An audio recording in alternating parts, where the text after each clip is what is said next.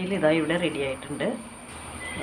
ഇതിൽ ചേർത്തത് ഞാൻ വാളംപുളി കുറച്ച് ചേർത്തിട്ടുണ്ടായിരുന്നു കേട്ടോ. പിന്നെ ഉപ്പ് ആവശ്യത്തിന് ചേർത്തു. കടുക് വറുത്തു. ഇപ്പോൾ വറുത്ത്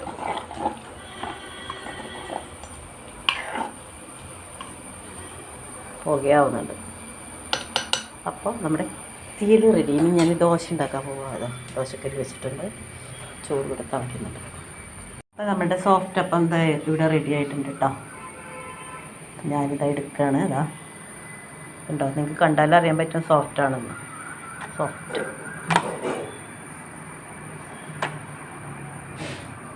3 സോഫ്റ്റ് അപ്പം എടുത്തു.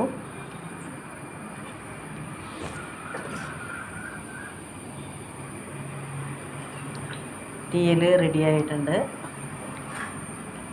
തീയലിൽ ഉരുളക്കിഴങ്ങ് ഇല്ലാതെയും നമുക്ക് ഉണ്ടാക്കാം. വെണ്ടയ്ക്കും ക്യാരറ്റും മാത്രം ഉപയോഗിച്ചിട്ട് ചെറിയ ഉള്ളിയും കൂടിയിട്ട് ഉപയോഗിക്കാം. അടിപൊളി ടേസ്റ്റാണ്. അപ്പം ഞാൻ ടേസ്റ്റ് നോക്കാം കേട്ടോ. ഇതുണ്ടോ, ചായ ഒഴിച്ചോളൂ. അതിൻ്റെ എന്നിട്ടിതാ ഇതിലിങ്ങനെ നമ്മൾ വെണ്ടയ്ക്കയുടെയും കുറച്ച് ഉരുളക്കിഴങ്ങും എല്ലാം എടുത്തിട്ട് ക്യാരറ്റുണ്ട് എല്ലാം ഇട്ടിട്ടുണ്ട്. അപ്പം ഞാനിതാ ഇവിടെ കഴിക്കാൻ പോണു. എനിക്ക് എല്ലാവർക്കും വേണ്ടി ഞാനിതാ കഴിക്കാൻ പോണു. നല്ല സോഫ്റ്റാണ്, കണ്ടില്ലേ? മുറിക്കുമ്പോൾ തന്നെ അറിയാം അങ്ങനെ ഉണ്ടോ.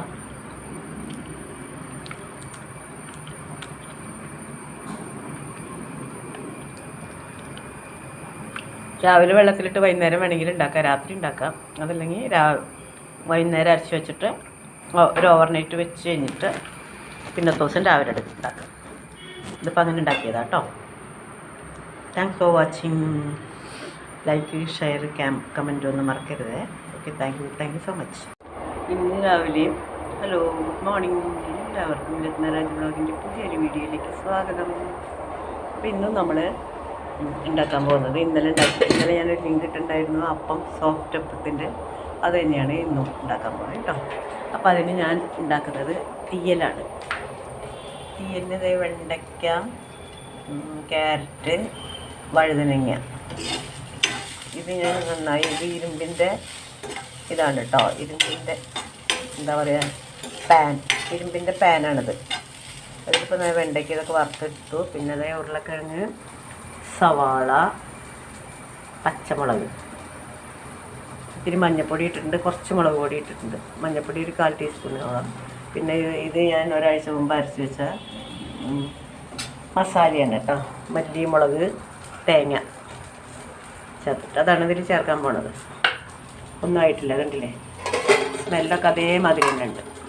അപ്പോൾ ഞാൻ ഇത് വാങ്ങി വെച്ചിട്ട് ഇതിവിടേക്ക് വാങ്ങി വെച്ചു. എന്നിട്ട് ഞാനിത് ഭയങ്കര വെയിറ്റാണ്. അമ്മേ, അയ്യോ, ഭയങ്കര വെയിറ്റാണ്. അതുകൊണ്ട് തന്നെ ചൂടായി പെട്ടെന്ന് തിളച്ച് കഴിഞ്ഞാൽ പിന്നെ നമ്മൾ സ്വിമ്മിലിട്ടാൽ മതി. അവിടെ കിടന്ന് വെന്തോളും. വാങ്ങി വെച്ചാലും വെന്തോളും. അപ്പോൾ നമുക്ക് വേറെ എന്തെങ്കിലും വെക്കണമെന്നുണ്ടെങ്കിൽ ഇതൊന്ന് വാങ്ങി വെച്ച് ഇത് ഇവിടുന്ന് ഈ ഗ്യാസിൽ നിന്ന് മാറ്റിയിട്ട് അത് വെക്കുക. അപ്പോൾ അത് അവിടെ ഇരുന്ന് വെന്തോളും. കുറേ നേരം കഴിഞ്ഞ് നോക്കുമ്പോൾ നന്നായിട്ട് വെന്തിട്ടുണ്ടാവും. അങ്ങനെയൊക്കെയാണ് കൽച്ചട്ടി. അതാണ് വെയിറ്റ് നോക്കിയിട്ട് വാങ്ങുക. നല്ല വെയിറ്റ് ഉള്ളതാണെങ്കിലാണ് നമുക്ക് നല്ല പെട്ടെന്ന് ചൂടാവുകയും ചെയ്യും. പെട്ടെന്ന് നമ്മുടെ എല്ലാ കാര്യങ്ങളും നടക്കും. പിന്നെ ഇത് ജാതിക്ക, കണ്ടില്ലേ? ജാതിക്ക ഇവിടെ കുറേ വീണിട്ട് കൊടുക്കാനായിട്ടില്ല. അപ്പോൾ ഇത് വീഴുമ്പോൾ അങ്ങനെ കുറച്ചൊക്കെ ഞാൻ എടുത്തിങ്ങനെ ഉണക്കി വയ്ക്കും. അപ്പോൾ ആർക്കെങ്കിലുമൊക്കെ കൊടുക്കുക ആവശ്യമുള്ളവർക്ക്. ഈ സാധനം ഉണ്ടല്ലോ, വയറിളക്കം വരികയാണെങ്കിൽ ഇതൊന്ന് അമ്മിക്കുട്ടി കൊണ്ടൊന്ന് അതിൻ്റെ അതില്ലേ അതുകൊണ്ടൊന്ന് ഉടച്ച് കഴിഞ്ഞ് അതൊന്ന് പൊട്ടിക്കുക. ഇത് പൊട്ടിച്ച് കഴിഞ്ഞ് ഉള്ളിലൊരു പരിപ്പുണ്ട് ഇതിൻ്റെ. അത് നമ്മൾ നന്നായിട്ടൊന്ന് അരച്ചെടുക്കുക അമ്മിയിൽ അല്ലെങ്കിൽ വേറെ എവിടെയെങ്കിലും അരയ്ക്കാൻ പറ്റുമെങ്കിൽ. മിക്സിയിലിട്ടാൽ പറ്റില്ലല്ലോ, ഒരെണ്ണം മിക്സിയിലിട്ട് അരയില്ല. അല്ലെങ്കിൽ എവിടെയെങ്കിലും ഇട്ട് ഉരച്ചെടുക്കുക. എന്നിട്ടത് മോര് ചേർത്തിട്ടോ അല്ലെങ്കിൽ തേൻ ചേർത്തിട്ടോ കഴിച്ചാൽ വയറിളക്കമൊക്കെ പെട്ടെന്ന് നിൽക്കും കേട്ടോ. ഞങ്ങൾക്ക് എല്ലാവർക്കും അനുഭവമാണ്, അതുകൊണ്ടാണ് പറഞ്ഞത്. ഞാനിത് ഇവിടെ ഇങ്ങനെ വെക്കണേ. ഇനിയിപ്പോൾ ഇതിനൊക്കെ ഉടമസ്ഥരുണ്ട് കുറേ പേര്.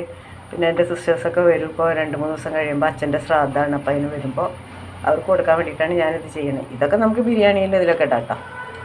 ജാതിപത്രിയാണിത്. ഇത് ജാതിപത്രി. അത് എന്തിനെങ്കിലുമൊക്കെ ഇട്ടാൽ. ഇതാണ് ഞാൻ പറഞ്ഞത്. ഇത് പൊട്ടിച്ചെടുത്ത് അതിൻ്റെ ഉള്ളിലുള്ള പരിപ്പാണ് നമ്മൾ വയറിളക്കത്തിന് മോരിൽ കലക്കി കുടിക്കുന്നത്.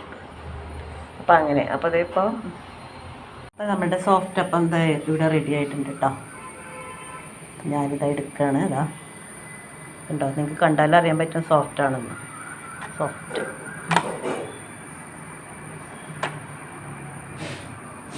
3 സോഫ്റ്റ് അപ്പം എടുത്തു.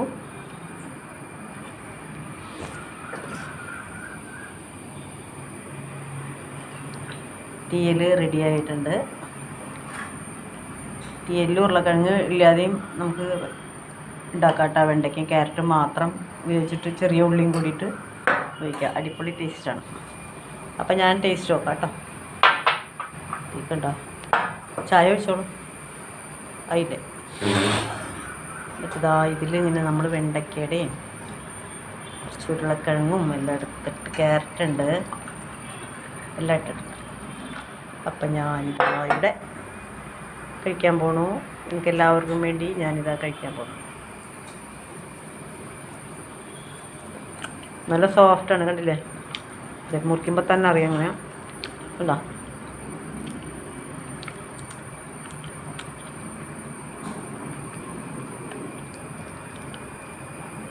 രാവിലെ വെള്ളത്തിലിട്ട് വൈകുന്നേരം വേണമെങ്കിൽ ഉണ്ടാക്കാം, രാത്രി ഉണ്ടാക്കാം.